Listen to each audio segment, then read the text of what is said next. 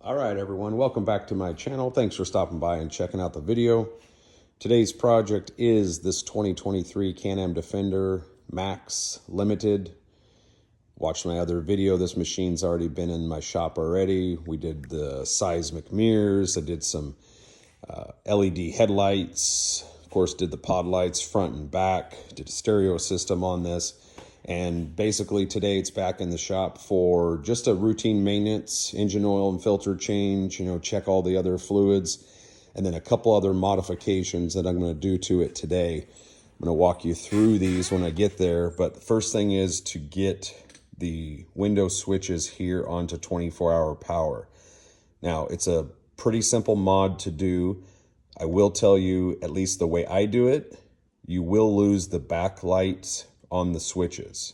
Again, I'm sure it can be rewired completely and you can keep that in some degree. I know it can be done, but that's a lot of extra wiring. You got to pull the whole panel out and then get into the wire harness and everything up here.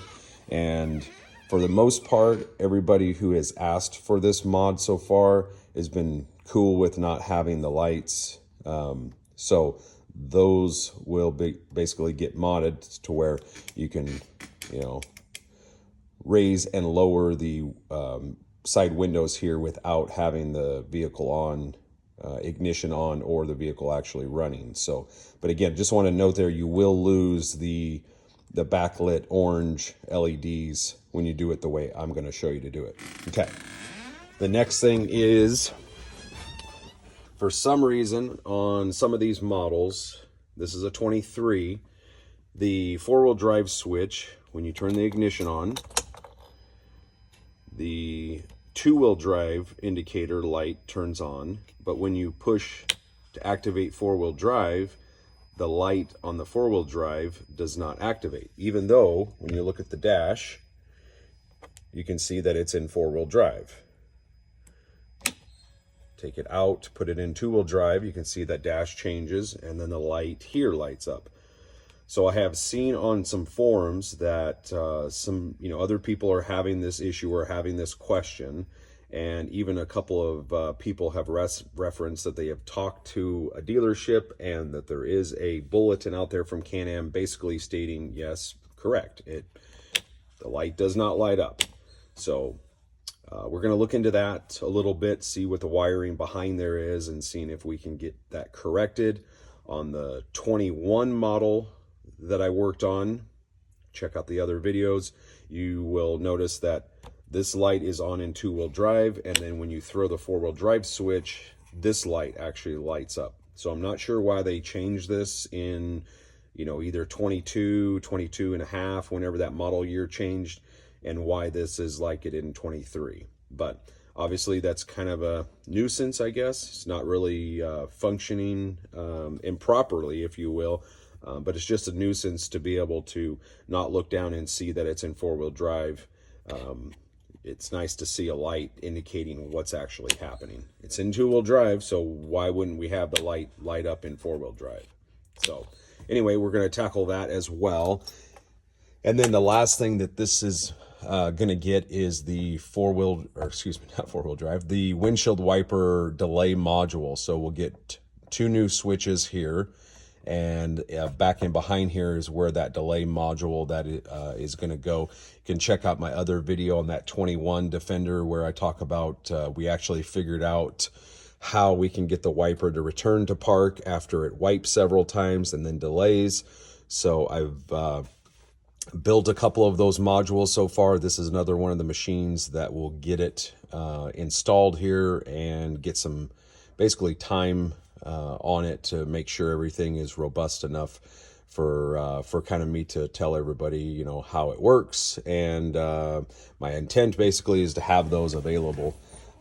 You guys can purchase those if everything goes right. So let's get started on this and go through those mods. All right, let's do it. All right, so the first mod we're going to tackle is going to be getting the switches out here so that we can, again, just do the simple mod back in behind here to get the power to the LEDs disconnected And then the next thing that I will do is up in the bus bar up there by the rear view mirror, we're going to switch the ignition power source over to the 24-hour power source. So first thing is to get the switches out, disconnect the power to the lights, and then put the switches back in, and then we'll go inside the machine to that bus bar, and I'll show you where the power for these lights or these switches comes from and how we're going to modify that. So simple thing to do here is take a flat blade screwdriver back in behind the switch, and you're just going to kind of work that out like that. And then once you have it out here, want to make sure this is the body of the switch. You want to make sure that you pull the plug out a little bit. Otherwise, the plug's going to fall behind the door and you're not going to be able to plug this back in. So it's hard to do this with one hand. So I'm going to put the camera down here for a minute. I'm going to get the switch out. I'm going to get the switch over here on the bench, and then I'm going to show you the mod that I do inside there. Okay, so now that you've got the switches out, these came from the driver's side door. The simplest thing to do is take a little flat blade screwdriver, and let's see if we can show you there.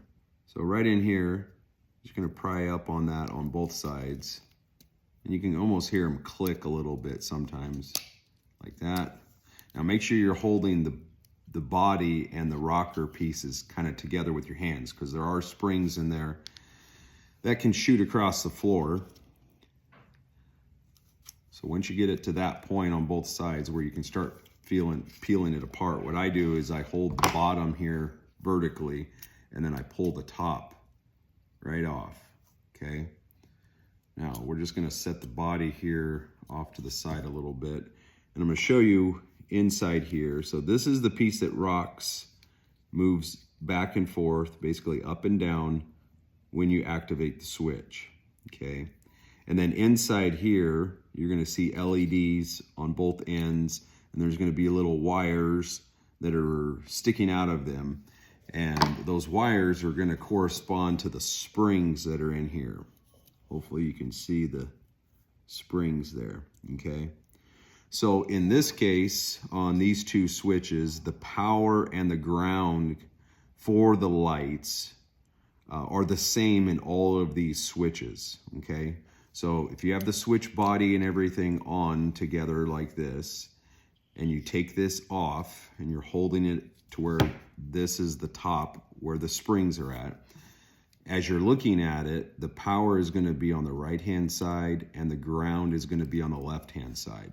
So the simplest mod to do is to pull one of these springs, or both of them if you want, and that'll obviously disconnect a power or ground or both to the lights. I usually choose just to pull the ground spring out and then put the switch back together. So when you do that and you put this back together, these can only go back together one way. And if you'll notice, there's a notch up on the top of the body. There's a wide notch and a narrower notch, and that corresponds to a tab right here, and the width obviously has to match up. So you can't put this on backwards. If I were to take it and just lay it down, it's easy to pick it back up and figure out, okay, this is the wide body notch, and then here's the wide notch on that tab. So then I can put it back together just like this, make sure everything snaps, and then test it out. They are momentary switches, top and bottom, so just make sure that they rebound back after you push them. Okay, so what that'll do is when we're looking at the back of the switch, we'll still have power coming to this tab here, but we'll not have a ground. So that will make sure that the lights do not light up. That's the simplest thing to do. Again, you remove the lights, but when we go up into where the bus bar is by the rear view mirror, this is also power coming in that is tied to the ignition. So what we'll do is we'll take that wire and we'll move it over to the 24-hour power bus bar, which will basically bring power to this all the time. And again, you can remove this spring if you want. It'll still bring power to here if we leave it in, but again, because there's no negative or ground, it will not light up the lights. So that's the simplest mod that I have found to do to make it to where you can use 24-hour power on these switches, but not have the backlit LEDs obviously be on all the time. So hopefully that clears it up for everybody. And now once you have the switch done, you just put it back into the door and good to go.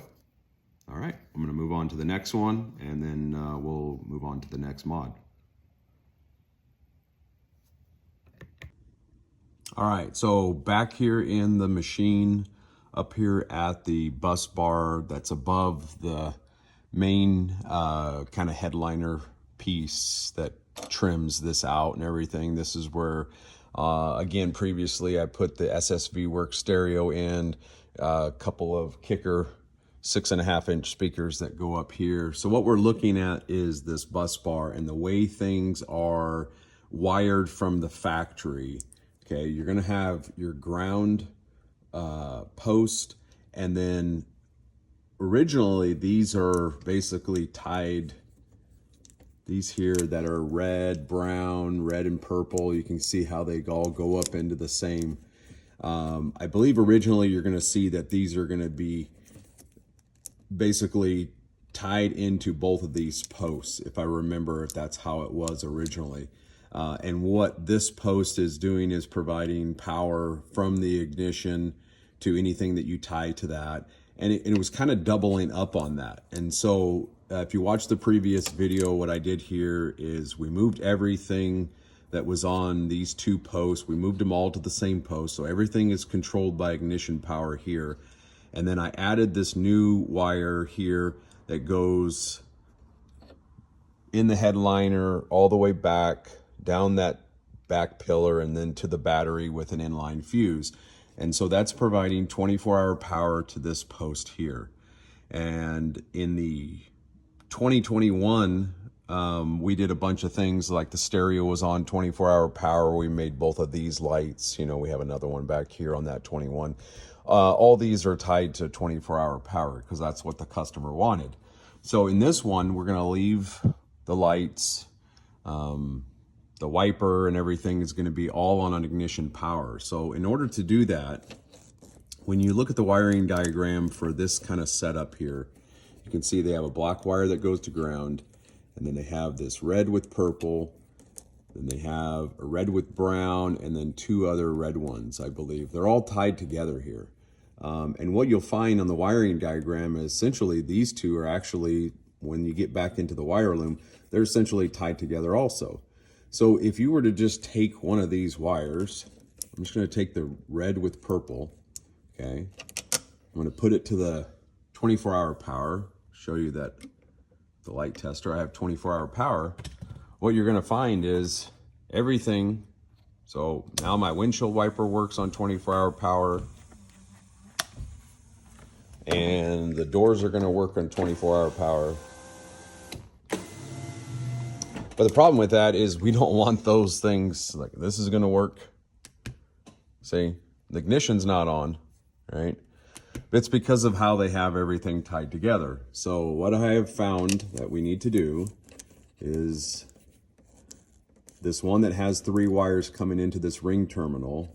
What I do is I just cut that ring terminal off, and then I isolate which wire I'm actually looking for. So in this case, I'm looking for the wire that's going to control the 24-hour window switch, which is going to be down there, right? So cut this off, and then just take one of those wires, tap it to your 24-hour power until you figure out which one it is. And I wish I could remember which one it actually is. I believe it's the red with the brown, but we're going to cut this off and do some testing there, and I'll make sure that I figure that out. We'll put that on the 24-hour power. Everything else will go back to the ignition power stud, which is the middle one here, and that should take care of that. So let me get started on that, and I'll come back once I have that all wired up. So I thought I'd go over the wiring diagram here that you have for that bus bar that's up there. So this was what I was kind of talking about earlier. So on the bus bar, you have a ground, and then you have two other studs. If you'll notice, coming into the bus bar, you'll have a ground and then a red wire, which is tied to the ignition power. And then you can see where these two were actually terminated at these two studs originally. So you had ground, an accessory, and accessory, basically, right? This is an accessory supply. Basically what it's doing is it coming up into here, and then there is another fuse block that's back underneath here. If you haven't figured that out before, let's see if I can show it to you right there. There's a block right there that has these three fuses in it. And if your windows are not operating or your windshield wiper is not operating, that is where you're going to check to find those fuses. So let's follow this here. Basically, we have ignition power coming into this stud. They have this wire, which is red and violet or purple, tied to it. It goes through a 20 amp fuse, and then it's tied in with a red and brown wire that comes back to this stud. And that's where all three of those red and browns were tied together that I showed you earlier.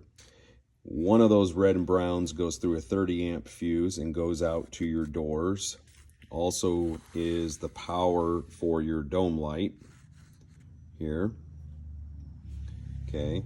The other red and brown goes through a 20 amp fuse and goes over to your wiper switch right there. Okay. So what the idea here is, we now have 24-hour power brought to here. So what I'm going to do is bring the red and brown wire that's connected to my doors and my dome light, and I'm going to bring that down and connect it to this stud right here. The other one, which will be the red and brown that goes to the wiper, that can remain connected to the ignition source stud, which is right here. And then essentially this wire, which is the red and violet, which goes through your 20 amp and then comes out again as a red and brown, is basically useless at this point. Now you could connect something else onto that and it would already be fused if you wanted to, but at this point we can basically remove that, and because it's not doing anything at all. So we're going to get that wired up, and I'll show you what that looks like here in just a second. All right, I've got this wiring fixed up here. And so just to review, I've got the 24-hour power wire coming in from the battery. That's now going to be connected to this red and brown wire, which we isolated and figured out it's going to turn the light on. It's also going to operate the windows. 24-hour power does not need the ignition on.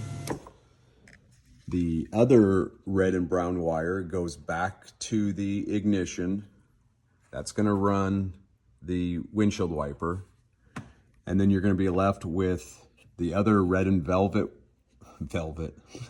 violet wire that has, like we talked about. So these two wires are essentially the same. They're connected.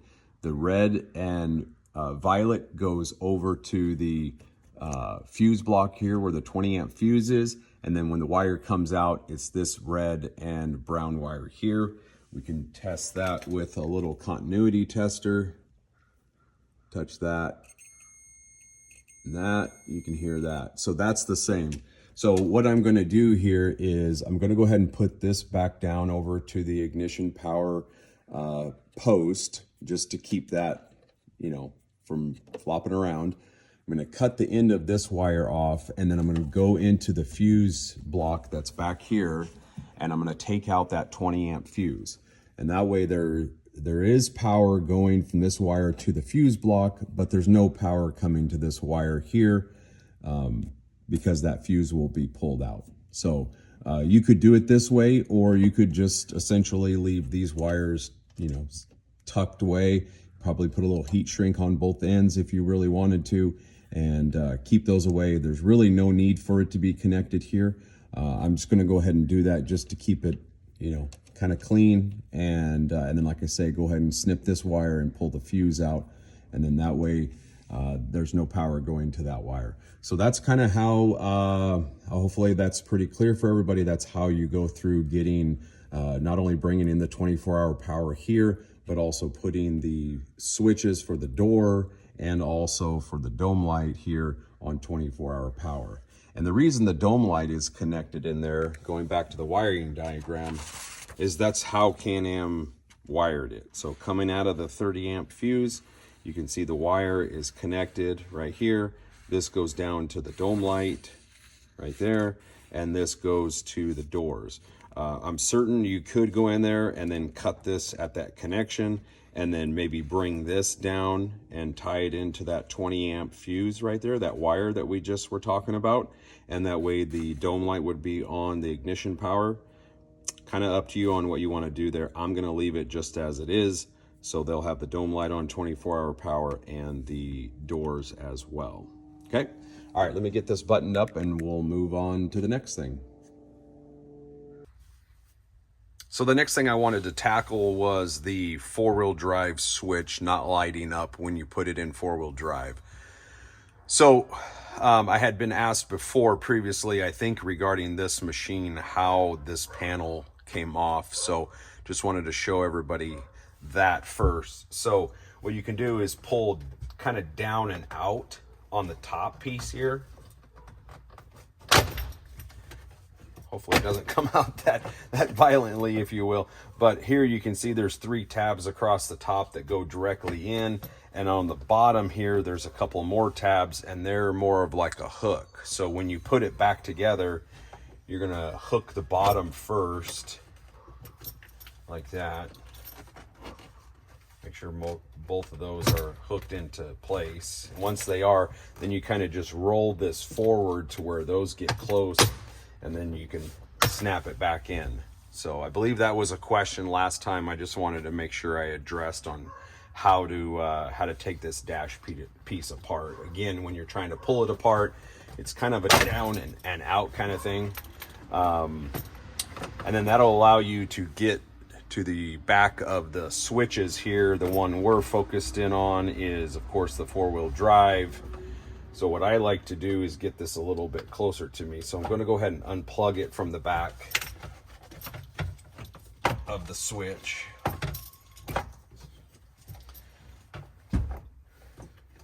And then I'm going to go look at the wiring diagrams here and try to figure out how this switch operates. I see there's a little jumper wire that's white and blue for some reason. There's 2 red power, probably power switches coming in. I see 2 whites, a black, a blue with yellow. So we're going to go take a look at that. This is POS number 5. And then the same thing here on the back of on the switch itself. You press down on those tabs and pull that switch out. So I press down on these tabs here when the switch is in the cover plate. You push down on those on both sides and just kind of work one side out and do the same on the other. So I'll end up taking this switch body apart just like I did on the windows over there, and again just kind of understanding what's happening here. Typically on these switches you have a power and a ground. Usually that's for like lights, and then a power coming into these middle spades here, and then depending on how you actuate the switch, so let's say in this case right here, I call it the plunger thing, but it's not really, it's like a slide thing that I showed you earlier. So when the switch is down, that thing is up here, so it's activating this upper row of pins, basically pulling power from here and distributing it out through this one and let's say this one. And then when you rock the switch up, it actually slides that roller deal down, and now you're getting, again, whatever it is. It might be power, it might be ground coming out of these that's being fed from these right here. And then these farthest ones down on the top and the bottom usually are controlling the backlit LEDs. So I'm curious, like I say, there's a jumper wire down over here.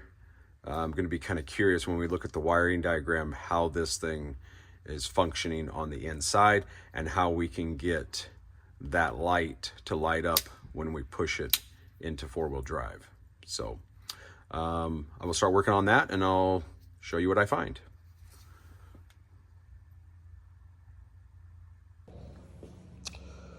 All right. After much probing and testing and everything on this thing, this is what I've come up with, and I think we got a fix for this. So as I suspected, like I said before, this machine does not have the smart locker in it. So with that in mind, everything that's associated with the smart locker basically can kind of go away. And that's what we're going to do here, I think. I've already done a couple of tests to make sure everything works, but I just wanted to explain kind of what I'm doing. And if you guys wish to, you can follow along to this. So again, smart locker switch kind of goes away. We're back to basically the two-wheel drive, four-wheel drive switch. I already kind of described what happens in two-wheel drive and the contacts or the pins on the back of the switch that are being used, and what happens in four-wheel drive here. And then as you notice, the next line of this says lock, and that has to do with the smart locker being engaged, and then what happens inside this switch when that switch, the smart locker switch, is engaged. Sorry, hopefully that's kind of clear. So basically anything to do with this row here, we don't need. Okay, and as I said before, let's look and see what happens there, right? So pin number 3, we're still going to use, because when we activate four-wheel drive, it uses pin number 3, which is that white wire that goes to the actuator harness, comes back over here to the ECU, triggers the light to tell you that you're in four-wheel drive. Okay, so we're going to use that still. We're also going to use number 1, which is the white jumper.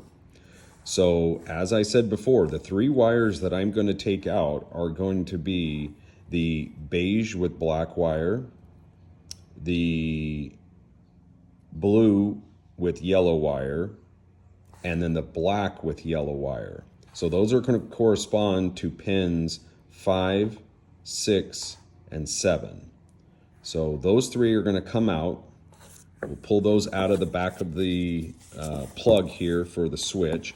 And then I'll basically free up those positions for us to do what we want to do, which is what I'm going to do on this is I'm going to bring in my own ground from the bus bar underneath the dash. I'm going to bring a ground into position 5, and then I'm going to make a jumper wire, just like they did here. See this little white and blue jumper wire? We're going to basically replicate that, and we're going to make it connect between positions 6 and 7. And when we do that, when the switch is thrown into four-wheel drive position, it will make the contact between 5 and 6, and then 6 will be using that jumper wire to send ground to the LED in the pin position number 7. Hopefully that makes sense. I'm a visual person, so if you are the same as me, once I get the wires connected here, I'll get back underneath the dash there and show you what that looks like, and hopefully it'll all make sense there. So what the idea again is that when we're in two-wheel drive, this light on the bottom is already lit up, and when we activate four-wheel drive, this light will go out and this light will illuminate. That's what we're trying to accomplish. So let's get to it, and when I get that wiring done, I'll show you how I did it, I guess, and what the wires look like, and if it all works. All right, stay tuned. So here we are back in the cab of this 23, and I got the switch rewired like I was discussing earlier, and just wanted to show you guys basically the operation of this real quick. So we turn the ignition on, the two-wheel drive lights up, and then when we throw the four-wheel drive switch, the bottom light will turn off and the top light will turn on. And I don't know if you could hear that, but the four-wheel drive did actuate, and you can check that out here on the dash. I'm going to turn it back to two-wheel drive. So that's all working there. So you can see the 3 wires that I pulled out. Again, they are the beige with black, the black with yellow, and the blue with yellow. And I did talk to my dealer as well over there. It sounds like this has come up a few times with Can-Am. And again, there is, at least from what he told me, there is no bulletin regarding it. I'm not sure where the other person got their information, but he was going to send something over to BRP and ask them about it. Like him and I discussed, it does look like these 3 are in fact tied to the operation of the smart locker. And again, I don't see any reason why these couldn't be just pulled out. And then, like I did here, I just put a little heat shrink over them. Didn't want to cut them out just in case we did have an issue and we wanted to put this back in later. You know, basically just cut the heat shrink off and take these wires out and put them back in there. So let me show you on the back of the switch here what I did. I just ran a short ground wire. It goes over to that ground stud right there, comes into pin position, again, number 5. You can see that there. And then just a short, my black wire here, if I can hold it and get in there at the same time, that's this little black wire here, and that's a jumper from number 6 to number 7. So again, what's happening when that switch is pressed in, the rocker then makes contact between 5 and 6, and 6 is taking the ground up to the top LED. So both LEDs are powered by this red wire here. Power is sent to the top light and the bottom light constantly as soon as you turn the ignition on, and then the bottom light is grounded between positions 2 and 1, which we discussed earlier, and the short jumper wire, which is the white with blue, sends ground to the bottom. So hopefully that helps, and again, for our operation it works just fine.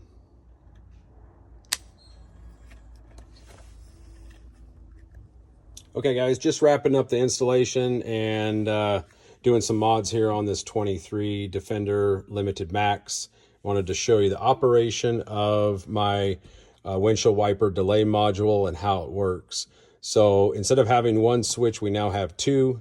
We have a motor control switch and we have the washer fluid control switch. So the operation of the motor control switch is when it's in the down position, that activates the delay. In the middle, it's off, and in the up position, it's the normal constant motor operation that you get from the factory.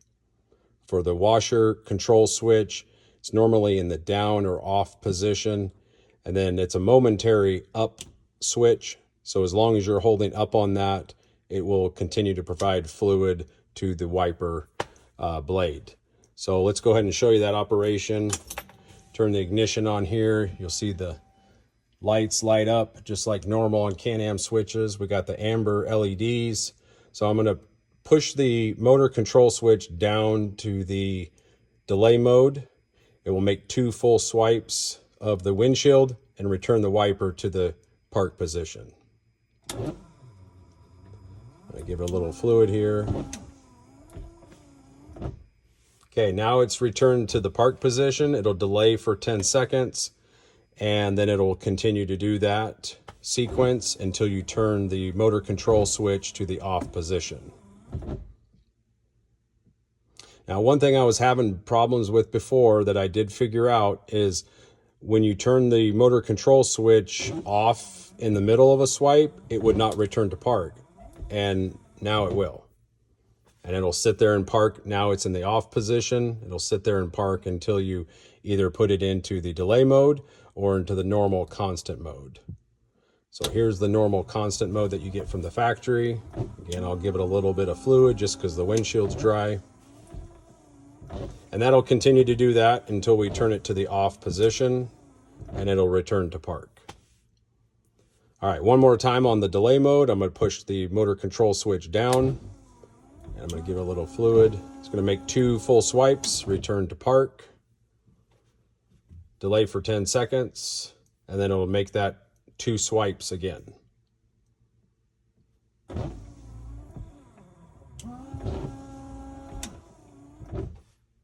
That's it. I'm going to go ahead and turn it off now. Turn the ignition off.